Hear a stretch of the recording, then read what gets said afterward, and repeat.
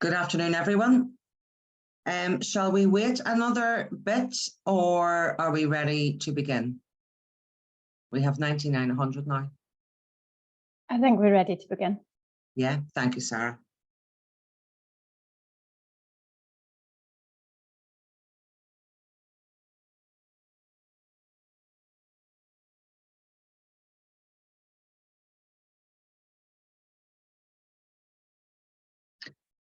Okay, good afternoon, everyone. You are all very, very welcome to the Women's Budget Group's Four Nation Conference on Women and the Cost of Living Crisis across the UK.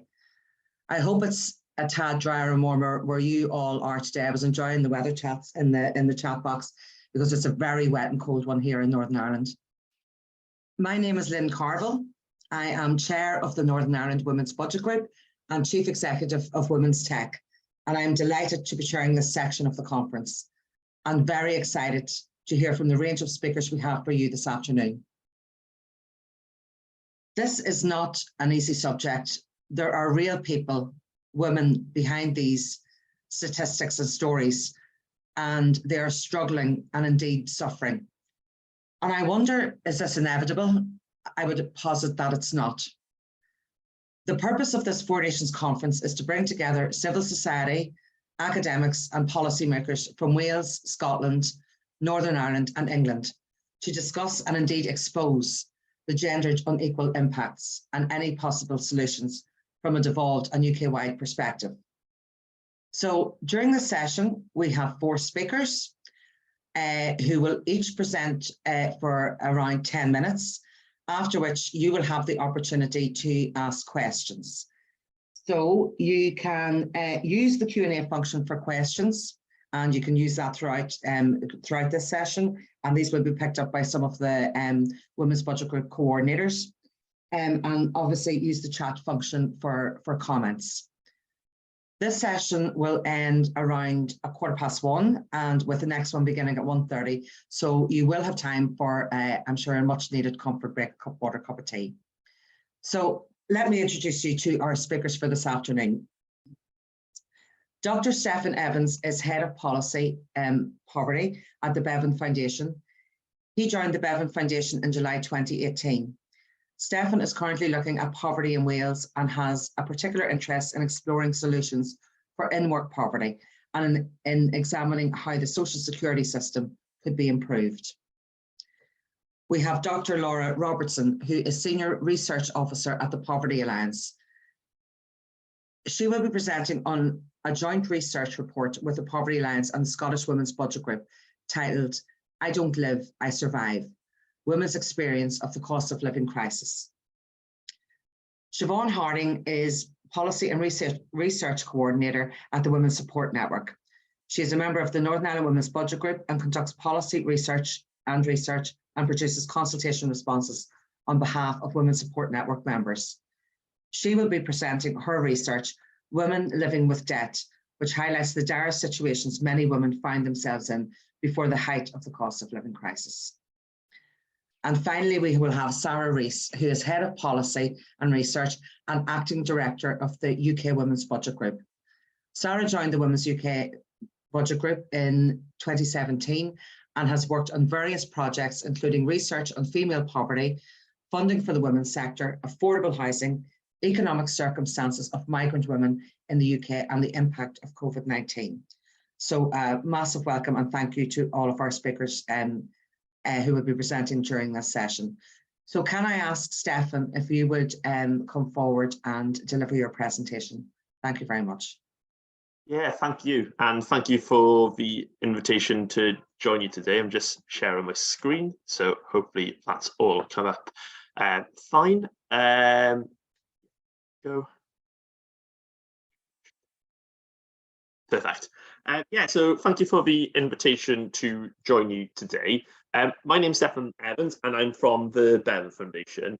For those of you who might not be familiar with us, we are Wales' most influential think tank, and the work focuses in particular on issues around poverty and inequality in Wales. We're an independent organisation and we rely on the generosity of individuals and organisations to support our work. And if you want to find out a bit more about us and our work, then just head over to our website. In terms of what I'm going to talk about briefly today, I'm going to just give a little bit of an overview of what we know about the cost of living crisis in Wales. Then I'm going to move on to look at, what do we know about the impact of the cost of living crisis on women in a Welsh context, and probably just as importantly, what we don't know.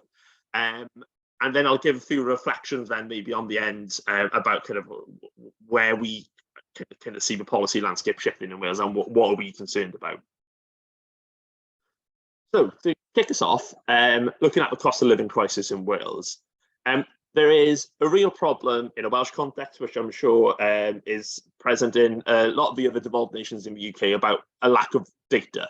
There was a lack of official data about the extent of poverty in Wales long before the cost of living crisis, long before COVID. But obviously, COVID in particular has kind of made that problem even greater. So what we've done as the Bevan Foundation is commission YouGov to take some polling for us. We've had 5 polls published to date. We've got another one coming out tomorrow, kind of the findings of it coming out tomorrow. And what we've done through that is to try and get a sense of what's going on in real time and in terms of how our households in Wales managing. So the data I've got just quickly to share with you today from our July survey. As I said, we've got some new stuff coming out tomorrow. Perhaps unexpectedly, there actually isn't that much difference between the headline picture in that we saw in July, as we're going to see kind of in our most recent survey from January. But I think digging into that in more depth, I think what it's showing is that those who were struggling over the summer may be struggling even more. What we haven't probably seen is kind of people being pulled into the crisis in the way that we might expect, probably in part due to the extra kind of financial support that's been available for people. So in terms of the impact of the cost of living crisis in Wales, well, we found in July that more than 1 in 8 Welsh households were reporting that they either sometimes, often, or always didn't have enough for all the basics. So, huge proportion of the Welsh population there really struggling, to make ends meet.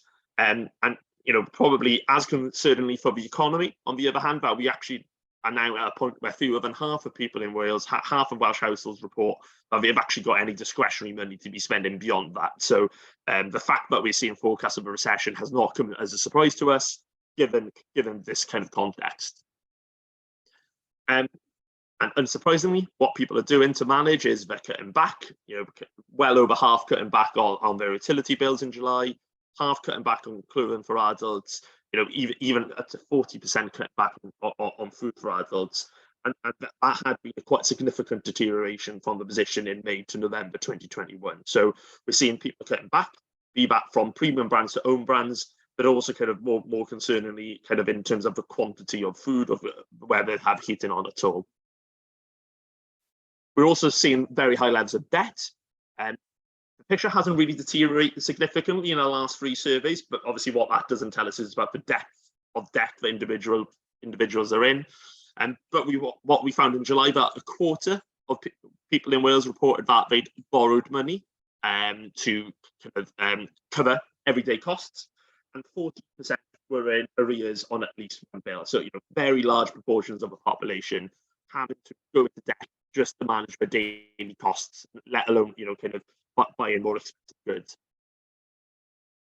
So that's the picture at a national level, a pretty bleak picture. And I'm sure it's a picture that's common to many of you across the UK. But what can we tell about the impact on women in particular?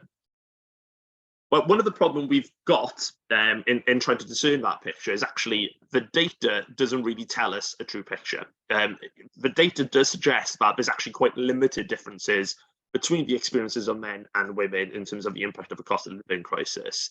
And that's something that actually is quite similar in the official poverty data as well. And we think that one possible reason for that is that because a lot of data kind of is based on households, etc., that risks averaging out people's experiences incorrectly, because we know there's a body of literature out there that highlights that kind of assumptions about, kind of incomes being shared equally within households are not necessarily true.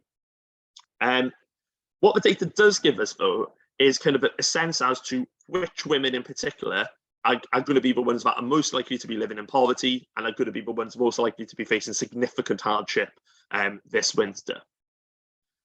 So in terms of the groups that came up in our survey that showed kind of a significant difference between their experiences and maybe kind of the average person in Wales, groups that saw very, very high levels of hardship from included people on benefits, households that are on benefits, renters, social renters, broadly speaking, fared worse than private renters, but private renters fared significantly worse than people who owned their own home as well.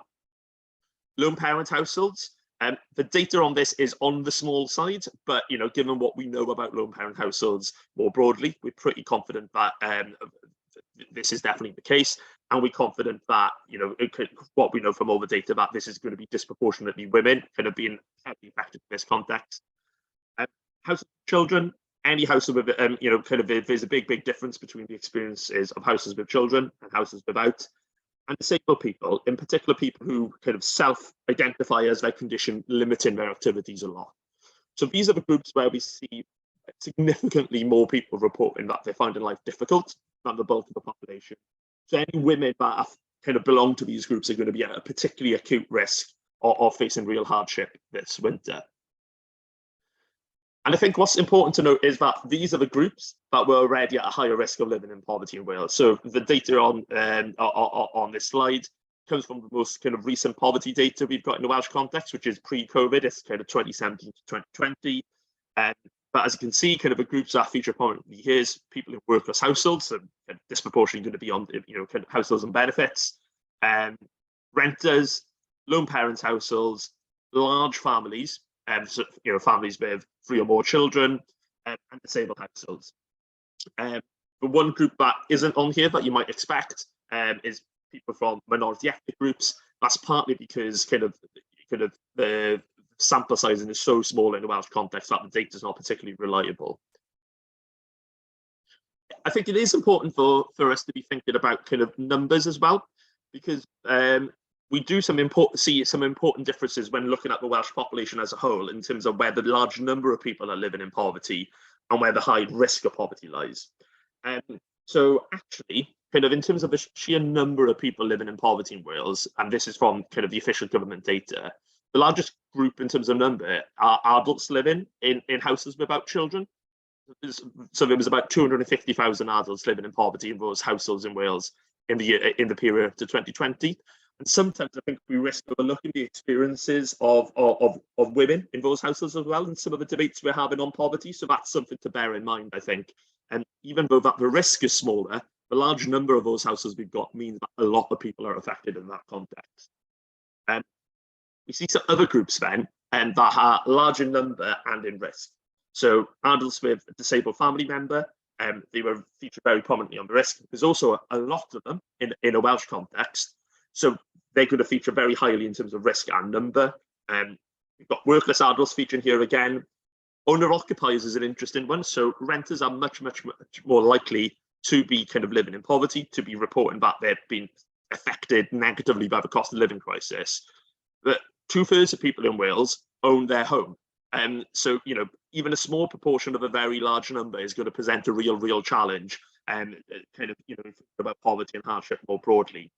And of course, couples with children feature very prominently here as well. So lone parents is where maybe the risk is highest, but in couple households with children, that's where the numbers are. So kind of thinking about the tensions between interventions that kind of support lone parents versus couples with children, how do we kind of balance that out so that we kind of maximize benefit, but also target support at those most at risk.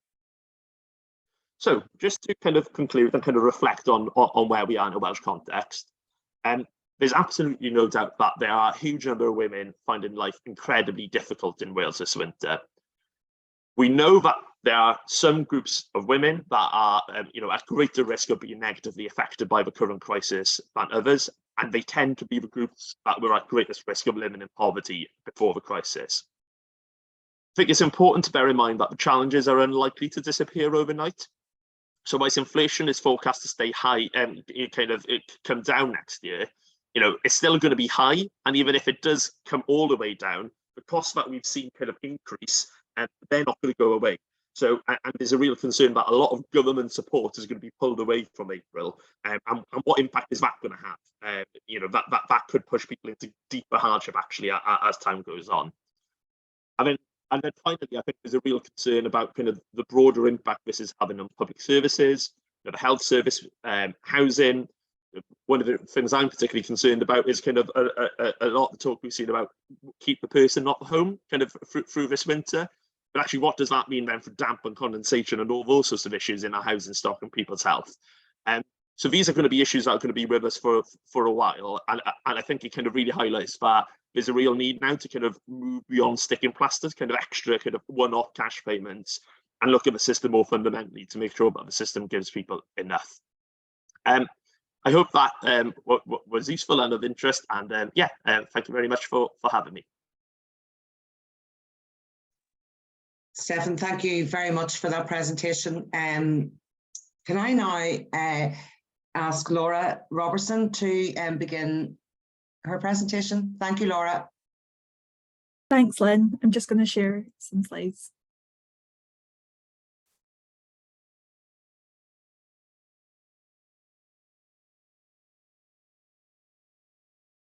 There we go. So thank you very much for the opportunity to present on the research we were doing on the impacts of the cost of living crisis on women in Scotland. My name is Laura Robertson. I'm a researcher at the Poverty Alliance. We are a national anti-poverty network in Scotland. The findings from the research I'm going to be talking about today are from a joint project that we did with the Scottish Women's Budget Group between August and October last year. The key aim of this research was to provide evidence on what the cost of living crisis means for women living on low incomes in Scotland. And we were particularly examining what price rises were having the greatest effects on women on low incomes, what the impacts were for women, and also what measures they felt would support them during the cost of living crisis. So I'm just going to briefly touch on what the research involved. So the research was conducted between August and October with the intention to feed into the Scottish budget in December. In terms of the methods, we interviewed 30 women living on low incomes between August and early October. And we also conducted a diary exercise with 10 women over a 10-week period. So with 8 women, who submitted weekly diaries about their experiences. There was also a co-production element to the research. So at the end of the research fieldwork, we did a workshop with the women who'd taken part in the diary activity, where we focused on co-producing recommendations from the research, which are all in the final report from the research, which you can find on the Poverty Alliance website or the Scottish Women's Budget Group website. So this was a fairly small scale piece of qualitative research, but we were able to speak to women living on in a range of circumstances across Scotland. So for example, lone parents, single adults, refugees and asylum seekers and carers. We also spoke to women who are in full-time and part-time employment, women who were retired, and women who had long-term health conditions and or a disability. And you can see the breakdown of the sample of women we spoke to in the report. So moving forward to what we found. So we specifically asked women what the impacts of rising costs had been on their lives. And women shared across the sample deepening experiences of destitution and poverty, often mentioning going hungry and cold. Energy costs in particular were frequently mentioned as a challenge for households, particularly for women who had prepayment meters and for rural households in Scotland who are dependent on oil.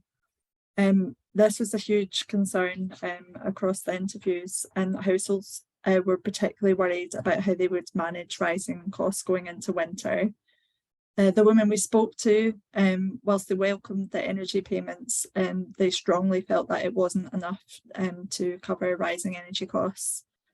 And research published by the Citizens Advice earlier this month has found that 3.2 million people across the UK have run out of credit on their prepayment meters last year because they couldn't afford to top up their prepayment meter. And there's also a worrying rise as well of people being forced onto prepayment meters because they can't afford their energy bills. Another cost that was a particularly challenged in terms of rising costs was food and other essential items. So mothers mentioned not being able to afford school uniforms, clothes for their children, and essentials like nappies and formula for their babies as well. This was a particular challenge in the August interviews during the school holidays, where families had a very difficult time in terms of managing extra pressure on their budgets. Another key concern arising from the research was that women, half of the women we spoke to had an existing debt. So they were struggling to repay the debt and at risk of accumulating more debt as a result of rising costs. In particular, we heard several examples of women in work who were in debt in the research. And these women frequently shared that there was just a lack of support to help them manage that debt, and a lack of support through the social security system for households who are in employment. Across all the interviews and the diary entries, women shared negative impacts on both mental and physical health, particularly around worry and anxiety. For women who are living alone, there was many examples of fearing increased isolation over the winter period, as they were talked about no longer being able to afford to do leisure activities or to go out. And parents and women with caring responsibilities as well also shared that they were really worrying about what the winter would bring. The quote here exemplifies many of the women's experiences, so not being able to afford to do anything and just worrying about the mounting costs, having really negative impacts on women's mental health. So I'm going to move on to reflect on some of the coping strategies that women shared. So what I mean by coping strategies, we asked women the kind of approaches that they were using to manage rising costs, to get a sense of day to day what they were doing to try and manage on their low incomes. So almost all of the women shared that they had to make extreme cuts to household expenditure. The women we spoke to shared examples, particularly around cutting back on food. So that included skipping meals, accessing emergency food aid from food pantries or food banks, changing their diet, as well as shopping around, so going to supermarket late at night in the hope that they would be able to get discounted items. This was particularly prevalent in the interviews that we did with and the diaries with women who are asylum seekers, who all had to heavily rely on food banks, and several of them reflected on the reduced quality and quantity that they'd noticed in food banks during the course of the research. Self-disconnection from energy or cutting back on energy use was another coping strategy that women were having to adopt to manage rising costs. For example, one of the women in her journals wrote about how she previously used her heating most of the time, but now frequently disconnected from energy, including turning off her fridge and her freezer. A range of other strategies or approaches or mechanisms were mentioned. Frequently, women talked about trying to take on additional hours in their current job or taking on a second or third job. I've already mentioned reducing or stopping leisure social activities was frequently mentioned. Cutting back on transport use as well, so walking between work and home or school and home. And lastly as well, a lot of women just continuously referred to having to find inner strength or self-motivation to get by day by day. Many women reported relying on friends and family first and foremost, and also shared that community or third sector organisation in the local community often provided a vital role in terms of providing support. I don't have much time to go into detail on this, but we shared some case studies in the report, and I just wanted to share the example of one of the women we spoke to. Her story is really powerful. She shared diary with us over 10 weeks. She'd had to take on a second job and additional hours of work despite having a chronic health condition, and we could see during the course of her diaries how that was impacting on her mental and her physical health. A really sad quote here as well, that she spoke about having to sell family household items, including her grandparents' jewellery, to try and make some extra money. So I'm just going to finish off focusing on the recommendations which were co-produced with the women who took part in the research. The final report sets out 15 recommendations focused on different levels of government. The key recommendations are outlined here.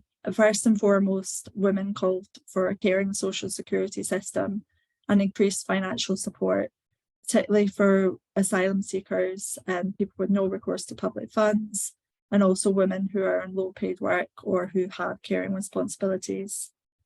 Many women talked about the lack of services around mental health and physical health, and more investment being needed in local preventative public services.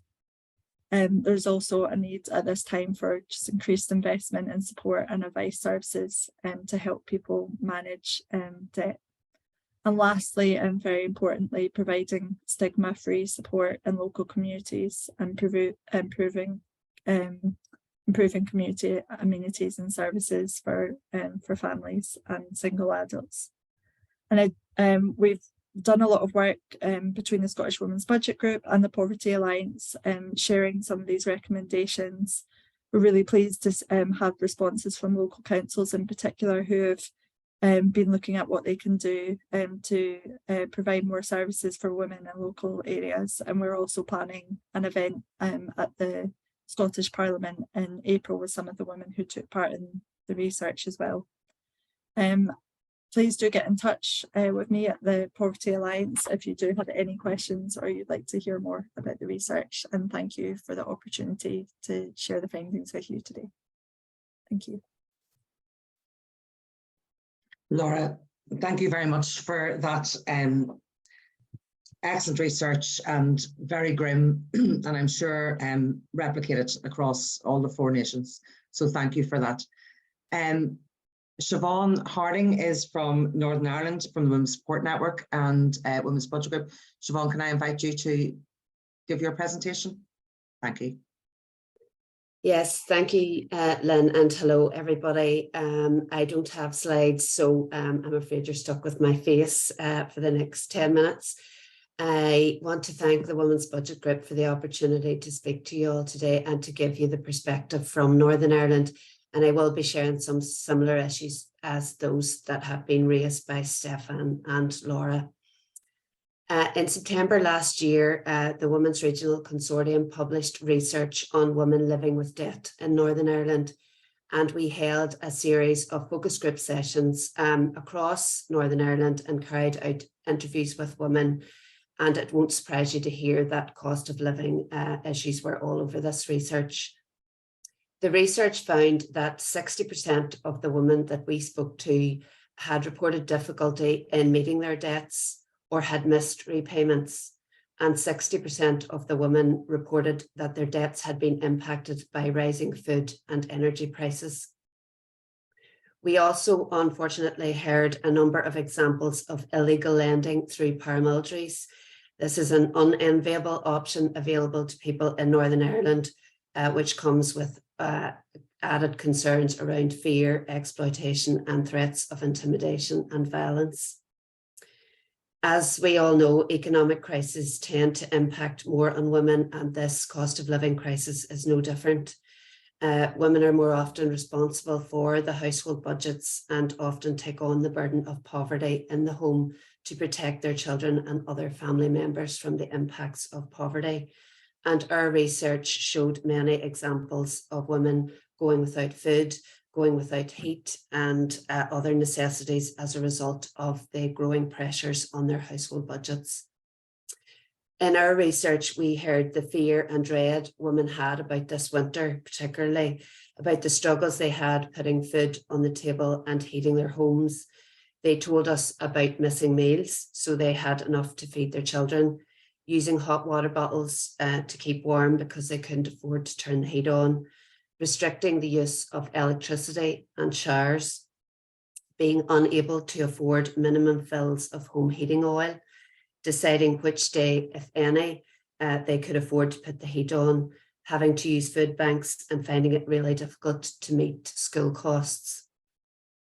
It was clear from our research that living on benefits or in low-paid work often didn't provide enough income for women to afford the essentials or meet their household bills without having to resort to debt.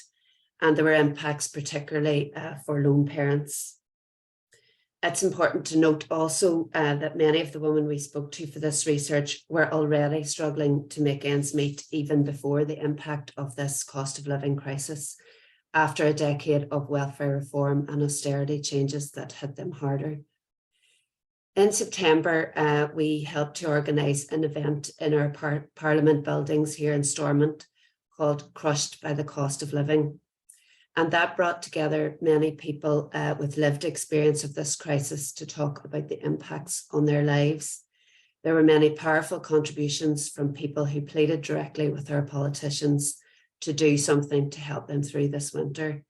And I just want to share with you what one of the contributors said at this event. Deirdre is a single parent with 2 children living on universal credit, and she described the cost of living increases like a domino effect. She said, "Life is now like a set of dominoes falling into the next one, into the next one. Rising gas, debt. Rising electric, debt. School uniform, debt. School supplies, more debt. Debt, debt, debt. Dominoing into adult mental health problems. Dominoing into child mental health problems. I am there trying to hold up the last domino before it crushes me completely." It's evident in all our research work with women that poverty takes over and invades all aspects of their lives. The steep rises in the cost of living are adding to the burden of this poverty. Women talk to us about the constant worry they had about money, the relentlessness of that constant juggle of their household budgets, borrowing and trying to make ends meet. They never get away from worrying about money, especially now as we're listening to all the media coverage about rising prices for the essentials. They're wondering where this money is going to come from, with no significant increases in their incomes to allow them to cope with the rise in prices. And certainly the feedback we're getting from women on the one-off payments is that these are not the answer. Our research found that 72% of the women we spoke to said they were negatively impacted by being in debt, mainly around their mental health and well-being. We know that there are clear links between being in debt, financial hardship, and mental health issues. And so this is another worrying aspect of this cost of living crisis, as it will add to an already concerning debt crisis and mental health crisis. Research with local women's centres here also backs this up, with all of the centres reporting that struggling with poverty and cost of living issues has had a big impact on women's anxiety, stress, and mental health. This resulted in them feeling like a bad person or a bad mother and having severe anxiety about what lies ahead for them and their children. As First Steps Women's Centre in Dungannon said, almost everyone who comes into the centre is living in fear of the future this winter and of the increases in energy costs. The fear is palpable. All of this limits women's lives, their ability to contribute to society, and for them and their children to reach their full potential. And often this is hidden within the home and not seen or acknowledged by policymakers or government. The backdrop to our research work is a series of grim statistics and predictions for Northern Ireland. We are a low-income economy with high levels of economic inactivity, with the female rate consistently higher than the male rate. We are also more reliant on social security benefits than other regions. The figure is 73% in Northern Ireland compared to 61% in the UK. Northern Ireland is the only part of the UK without a childcare strategy, and we don't have access to the 30 hours free childcare. Research by the National Institute of Economic and Social Research shows that the UK headline projection for those who will fall into destitution as a result of the cost of living crisis is 30%. In Northern Ireland, the figure is 67%. The Northern Ireland Consumer Council's expenditure income tracker shows that the lowest earning households in Northern Ireland are left with only £24.41 per week after paying their bills and costs, meaning that they're especially vulnerable to income shocks and financial hardship. We have more households here using unregulated home heating oil than other regions, around 2/3 of households here. And research carried out by the University of York found that over half of households in the UK will be in fuel poverty in January 2023, with the figure in Northern Ireland projected to be 72%. This was published before the announcement of the energy price guarantee, but it still shows that Northern Ireland will experience disproportionate levels of fuel poverty. It is a very negative picture, but there are some positives here. We have a mitigations package which protects people here from the bedroom tax and the benefit cap. And this has benefited many thousands of families, including many women who would have been most impacted by these policies. A review of the mitigations package has recommended strengthening these even further to include mitigation for the 2-child limit and increased protections for carers and those with disabilities. However, since May 2022, we have no functioning Northern Ireland Assembly or Executive to take forward these important recommendations and all the other actions that are urgently needed to protect people from this crisis. We're concerned if action is not taken to protect those on the lowest incomes from the cost of living crisis, more and more women, children and families will be pushed into financial hardship, debt, cold and hunger, with the very real potential to see increases in dangerous forms of debt, such as paramilitary lending here in Northern Ireland.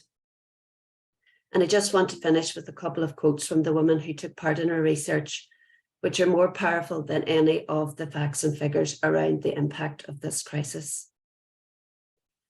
Sometimes I struggle between turning the heating on and feeding the kids. As a mother, you'd go without to make sure the kids have what they need. I've made dinner sometimes and there hasn't been enough for everyone. So I've lied and said it's all right I've eaten so that I can try and make it stretch.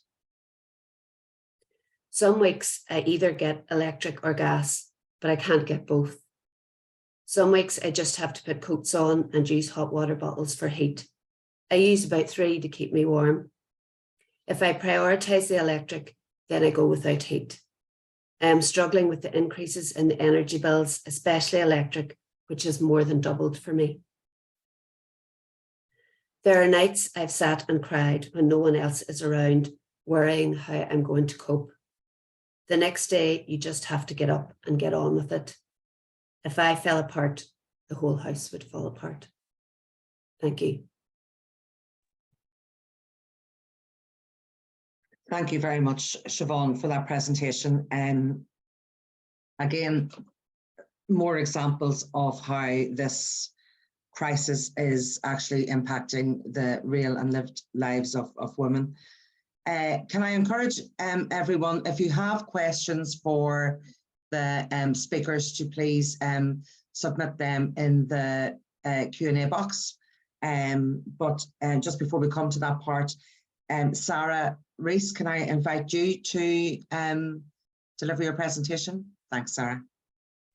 Thank you very much, Lynn. I'm very pleased to be here at the Four Nations Conference and sharing the panel with fellow researchers and activists across the Four Nations. A lot of the main points that I was going to make in my presentation have already been made, and particularly in the words of the women who are really experiencing this cost of living crisis in their own lives. So I will try to add rather than repeat. So let me just share some slides. So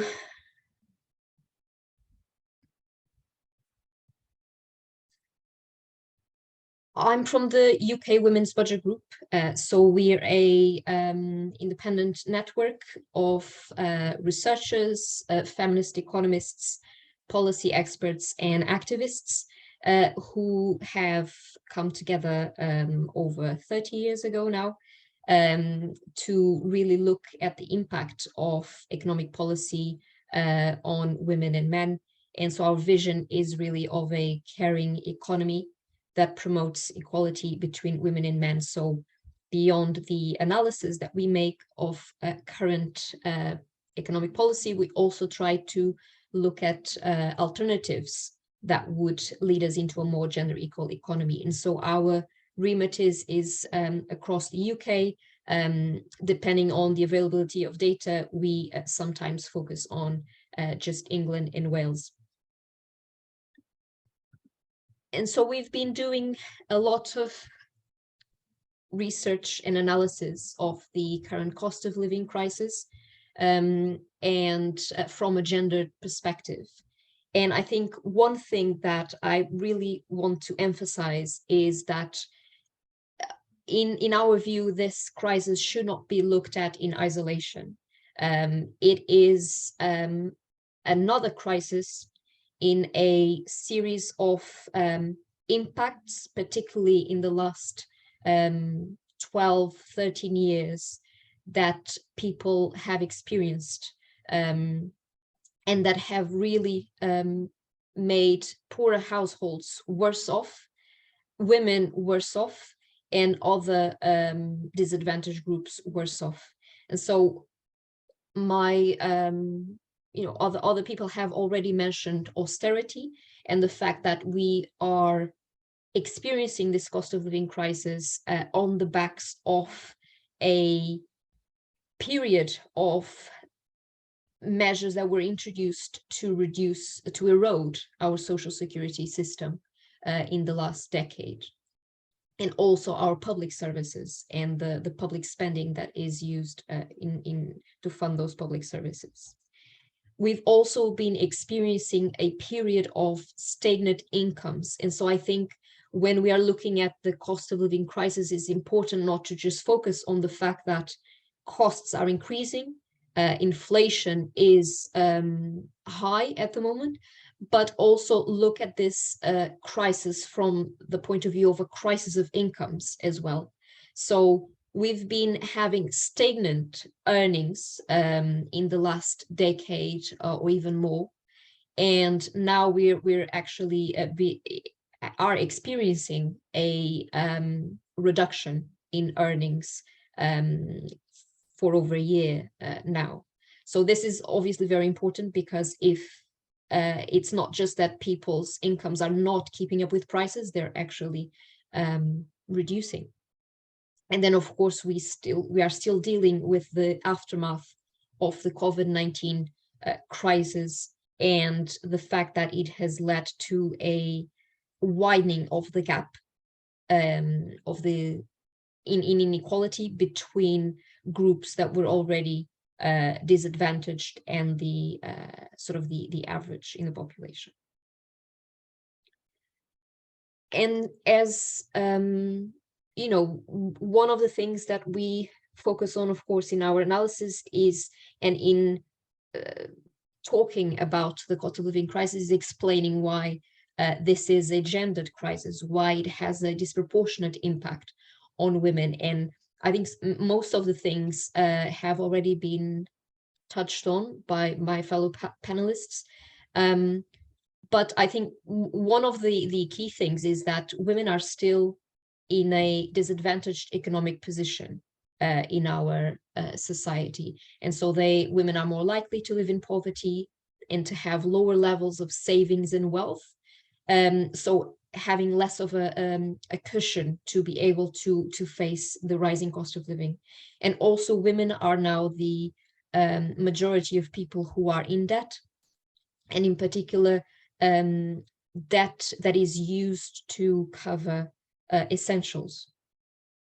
And then there's also the fact that women still disproportionately carry out caring responsibilities, unpaid caring responsibilities, and that means that they are less able to increase their hours of work, or sometimes even move to another better paid job that doesn't have the flexibility that they would need because of those caring responsibilities. And this is, again, a consequence of the expensive childcare system that we've got, and also the inadequate social care system that we've got. I think we've heard a lot of how women are the shock absorbers of poverty, and how they tend to go without to shield their children and other family members from the worst impacts of scarce resources, of poverty. And also another important thing to mention is that women are more likely to work in the public sector and to rely on public services. And I think this is also very important to mention in a context when we are seeing our public services like the NHS, like the education system and others being under severe strain, and also pay in the public sector increasing at even lower rates than in the private sector. And we'll come on to that in a moment. So I think something important when we look at inflation and what's driving inflation in the last year is that it is coming from essentials. It's coming from housing, including energy, and it's coming from price increases in food and also in transport. And this is important because this makes the poorest families and the poorest households more impacted by inflation, because they spend a higher proportion of their incomes on these essentials. And so there's an example here of single parents in particular, but also other poorer households spending a higher proportion on food and energy, for instance. And so therefore inflation is higher inflation has a higher impact on their capacity to make ends meet. On the point of women as the shock absorbers of poverty, I think this is also borne out in the data. So when asked about buying less food when shopping, a higher percentage of women have said that that was the case than men.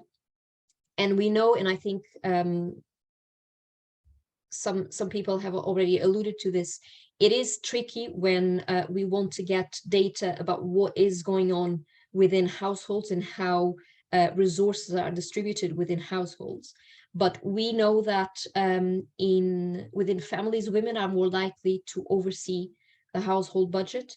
And that is especially the case in poorer households. So when resources are scarce, women are the ones that are usually responsible for making ends meet. And so they have that, in addition to being more likely to go without themselves to shield their families from those scarce resources, they also have the mental load and the mental stress of trying to make ends meet. And then there's also very important point about cuts in public services or the ineffectiveness of public services, and the fact that childcare is unaffordable, the fact that social care is inadequate. That means that women's unpaid labor, women's unpaid care labor tends to increase because they replace those public services with their own work. On the point of the public sector and the fact that women are the majority of public sector workers, this is also very important because of the income point that I was making at the beginning. So wages are not keeping up with inflation. And this is particularly the case with public sector wages. So in this graph, we have the difference between the public sector pay and private sector pay. And so you can see the green and light blue lines are public sector with and without bonuses. And so that's coming up at 3.3% in terms of average growth of pay. Whereas in the private sector, we can see that that's averaging at 7.2%. So that's a significant. This meeting is being recorded. This is a significant difference and gap between the private sector and the public sector. And so what we also can find from previous research and analysis is that there really is no longer a public sector pay premium. And so the fact that, the public sector workers are really suffering in terms of wages, it really just exacerbates the current issues that we've got on recruitment and retention. And again, this has a gendered impact because women are the vast majority of public sector workers in some key public services like the NHS, social care, and also education. So this all sort of begs the question, then what should be done and what should the government be focusing on? And so as we have seen that this crisis has really two elements to it, a crisis of incomes as well as a crisis of costs, some of the things that we are calling for is really making sure that public sector pay rises in line with the cost of living. Also bearing in mind that public sector pay has been frozen in many professions, in many sectors for the last part of the last decade, so since 2010, as part of the austerity measures. So public sector pay has already suffered, and public sector workers have already seen a decrease in real terms wages. And so this current cost of living crisis is really just the last straw. One thing that also was raised in previous presentations was that one of the groups that is most affected by this cost of living crisis are families with children, particularly lone parents.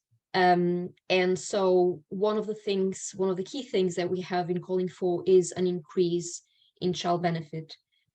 We know that this is one of the quickest and simplest ways of putting money into some of the families that are struggling the most. And it's a very effective way of reducing poverty as well. And in terms of costs, the fix is not very easy because a lot of the causes of the inflation that we are experiencing at the moment are global. And so they are hard for a UK government or devolved nations governments to be able to tackle. but there are some things that can be done nationally, and that is focusing on making sure that our housing stock is more efficient in terms of energy. And so that would reduce energy consumption, you would reduce energy costs as well, and improve people's well-being. And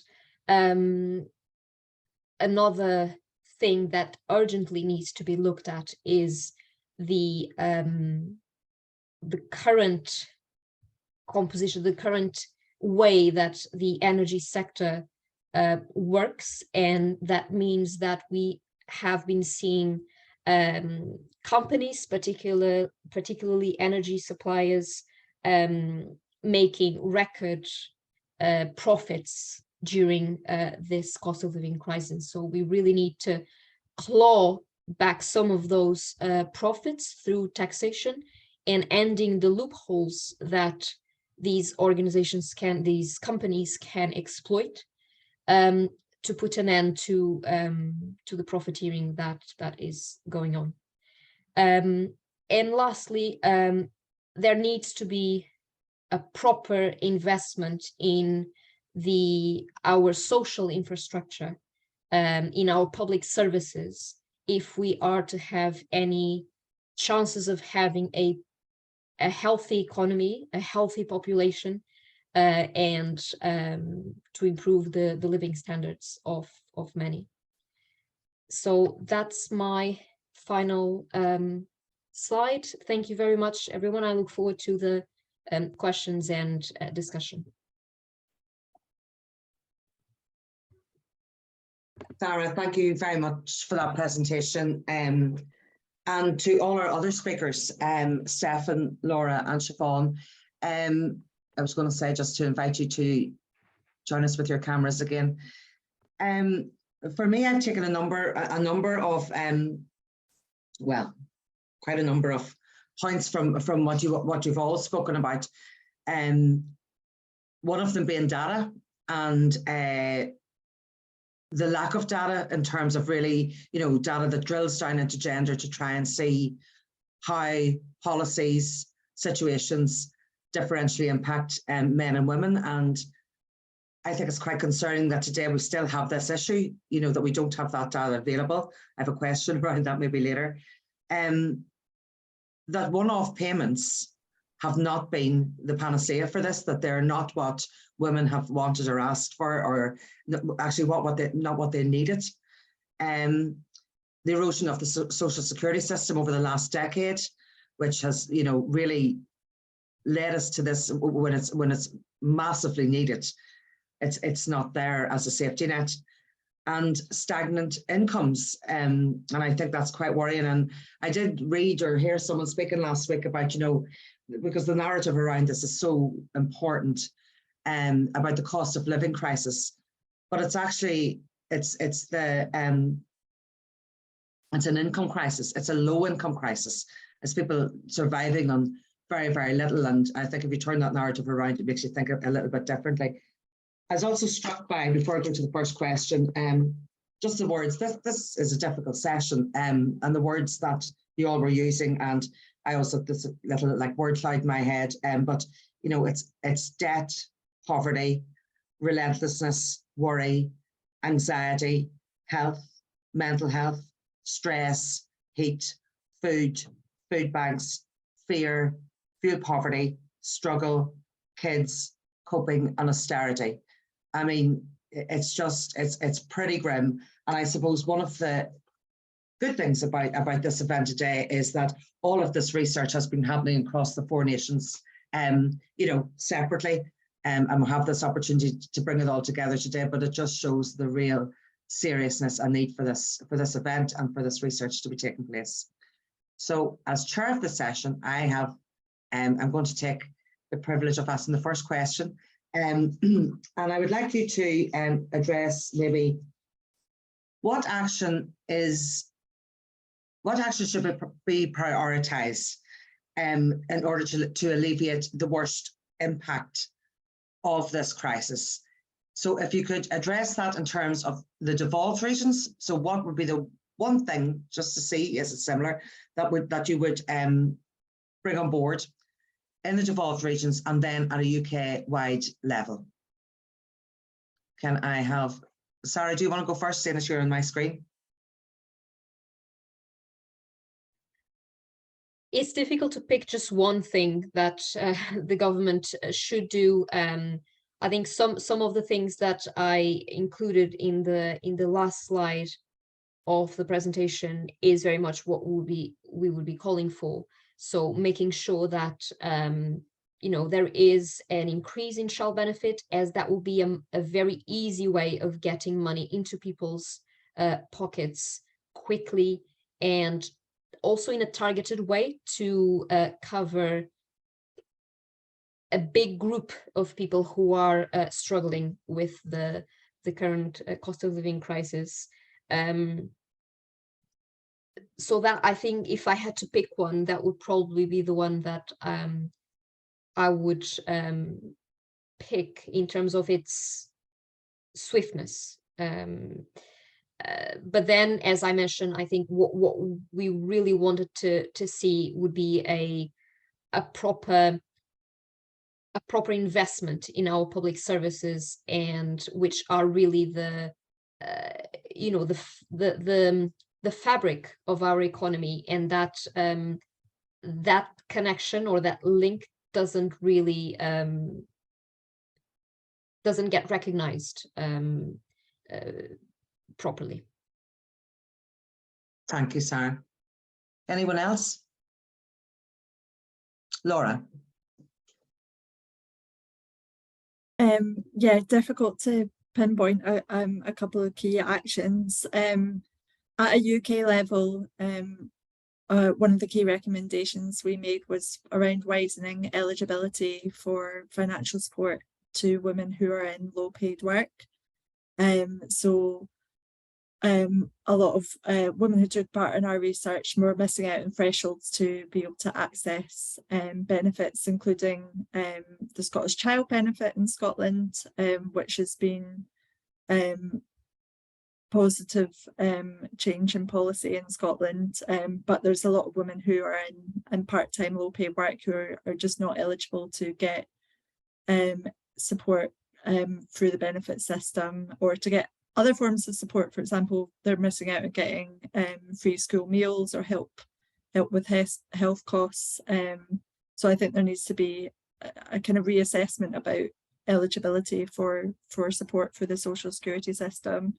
At a Scottish level, there has been, I didn't have time to touch on the Scottish policy, but there has been a lot of investment in work around child poverty with the introduction of Scottish Child Payment, and analysis and modelling has shown that if that were to be increased to £40, that would pull a lot of families out of poverty. So I guess it's similar to what Sara was saying, that we just need extra investment in cash-based approaches. So, yeah.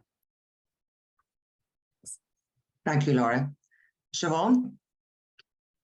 Yes, thanks. I agree with both Laura and Sara. It's very difficult to pick one, but certainly need to see some help for those on the lowest income. So I suppose to pick out something would be around the strengthening of the social security system to provide that would provide a proper safety net for people that allows them to afford the basics without having to resort to debt or getting into financial hardship and really struggling. And I think that there is a need for some kind of analysis of the current levels of benefits to see, so that it properly looks at what it takes for a household to meet their basic needs and to afford the essentials, so that it provides proper levels of support and enables people to live their lives with dignity. In terms of Northern Ireland, I did mention the mitigations package, and I think the recent review of that has made some good sound recommendations around strengthening those in terms of the 2-child limit and help for carers and families with children. Those are really important. We've also had a review of discretionary support, which is another very important means for allowing people not to get hugely in debt if they're in crisis situations around essential items.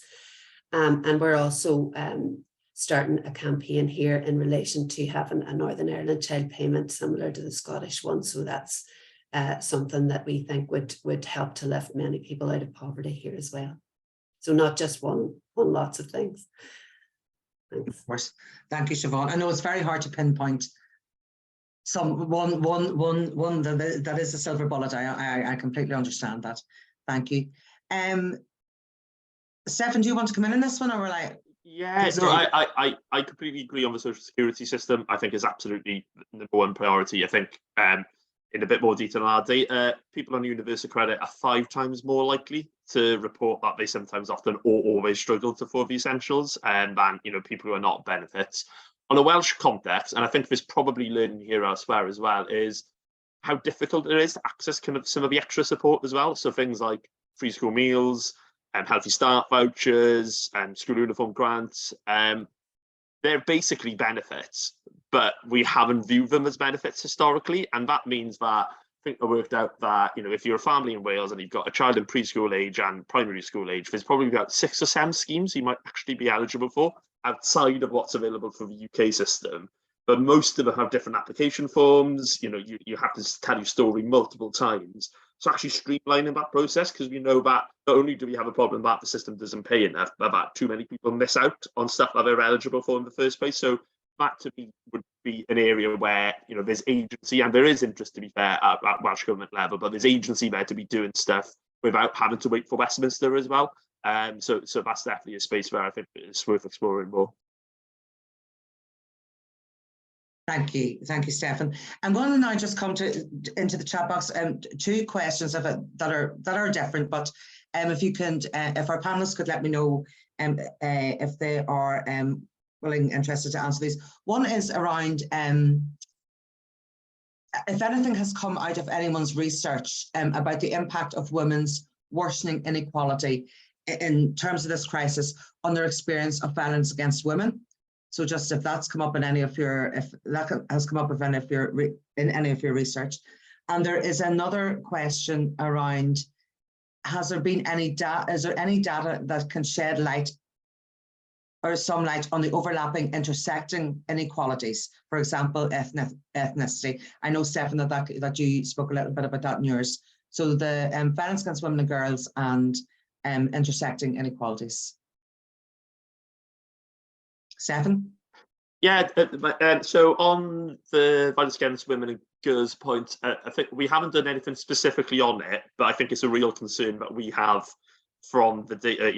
If people can't afford to move out of those sorts of relationships, then that really kind of traps people kind of in healthy spaces. And I think one thing we're particularly concerned about on that front is kind of a role of a local housing allowance. So, if you're single and under 35, you're only entitled for enough to share for a shared room in a property. We did some work last year that found that it's between 2 and 5% of properties available on the formal rental market in Wales are actually covered in full by what you get through the benefit system. So there's very little option out there for people in those relationships to actually be able to move away without actually having to get in maybe the homelessness system or kind of that part. So that's a real source of concern. In terms of the intersectionality, I think I drew kind of attention to the groups that we've picked out most. As I said, kind of in a Welsh context, and because of sample size an issue, kind of ethnicity doesn't come up. But given there is data elsewhere in the UK that points to that, and given what we know about the Welsh population, I think it's very unlikely that the UK picture wouldn't also apply in Wales. So that's our presumption, is that kind of those concern and findings from elsewhere would equally apply in a Welsh context as well. Thank you, Steffan. Does anyone want to come in on the issue around violence against women and girls? Siobhán? It's not that I have any specific evidence. It wasn't part of my research, but it's fair to assume that that there's a concern around this. And I know that my colleague, Elaine Croy, who's the women's sector lobbyist here in Northern Ireland, has has raised concerns about this, and she's on this call somewhere. And Women's Aid Federation in Northern Ireland have also raised it. So, I mean, it's safe to assume that that will be a concern, especially if a woman is relying on or very dependent on the partner for income. And in terms of the intersectionality, we have issues around data here, as everybody else has mentioned, and the sample size, as Steffan said, it makes it more difficult here too. And just to raise the point about data, we can't get access to data for universal credit, but broken down by gender, and I think this is a real concern, because universal credit is a relatively new benefit. So you would think that would have been factored in into all of this, and that data would have been readily available, but we can't get the breakdown by gender for Northern Ireland. So I know that's a bit of an aside, but it's a concern that we have around data. That's crazy. Yeah, okay. Sarah? Just quickly come in, yeah, just to echo Siobhán's mentioning of Women's Aid. So we haven't also done any research specifically on victims and survivors of domestic abuse, but we know that Women's Aid has done a lot of work on that, and so they have figures on the challenges that the people that they support, the women that they support, are experiencing.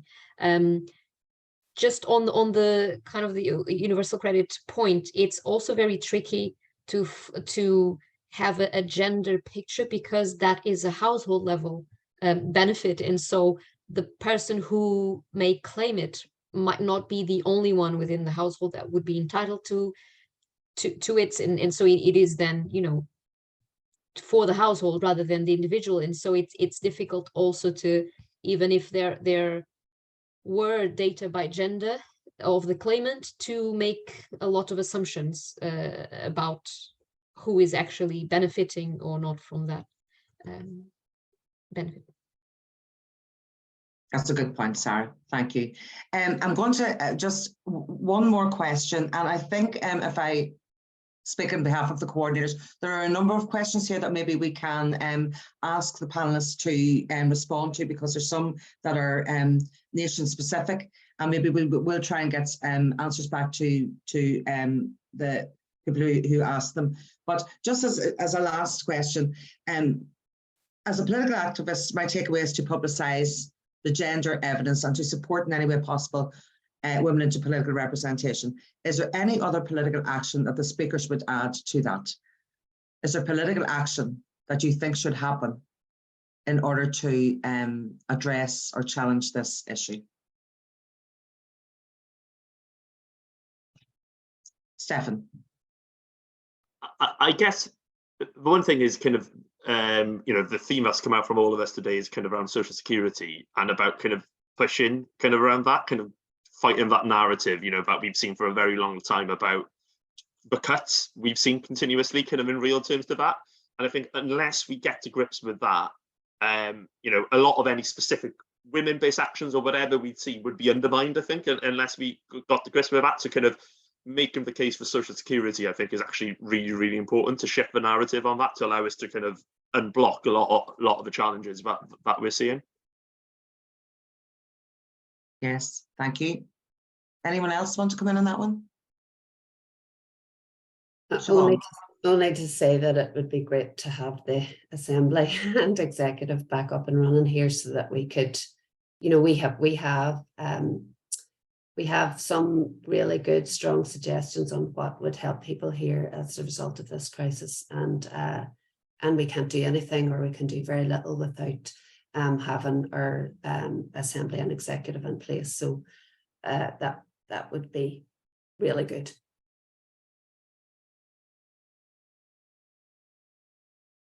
It sure would. If there are no other, if that's it, I think I'll wrap this part of the session up so that people can get a comfort break. Can I say a massive, massive thank you to all the panelists, and I think on behalf of everybody here who is on this call, I really, and we really applaud all your hard work. because this isn't easy, and what you hear and what you see and what you're doing is difficult, but it's really important that I think that we get this message out there, and it's a fight that's absolutely worth fighting. So thank you, Laura and Steffan and Sara and Siobhán. Really brilliant to have you, and brilliant presentations. At 1:30, we'll be moving into the session, which is about campaigning and communicating for impact. So I look forward to seeing you all